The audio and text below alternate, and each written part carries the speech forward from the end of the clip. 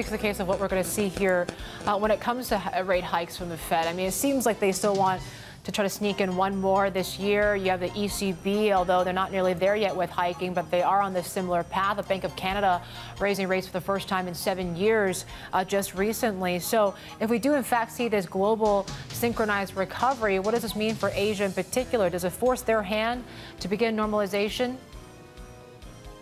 Well, I think it's a very important message on whether or not we're seeing the Fed doing as much as is priced in and whether it really makes a big difference. And actually, it's interesting thinking back to that hike that we did see in March, where in January, as mentioned, it was nowhere near priced in. You got the messaging and it got priced in.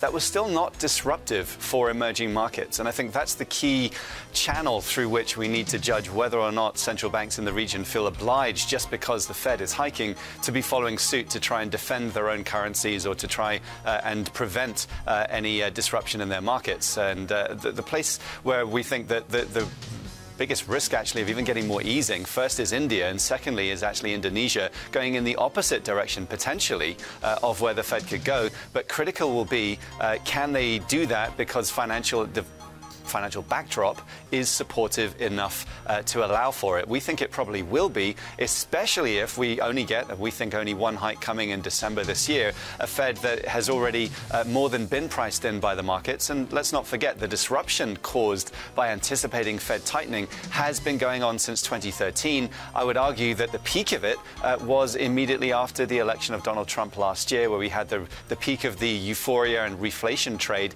You need something like that to come back to really force central banks around the region to be changing tack. The fact is that actually food prices in particular have been dragging down inflation and countering the initial rise that we saw in energy-led inflation. And there's literally, I'd say, nowhere, certainly this year, that we expect to see hikes, maybe Korea next year.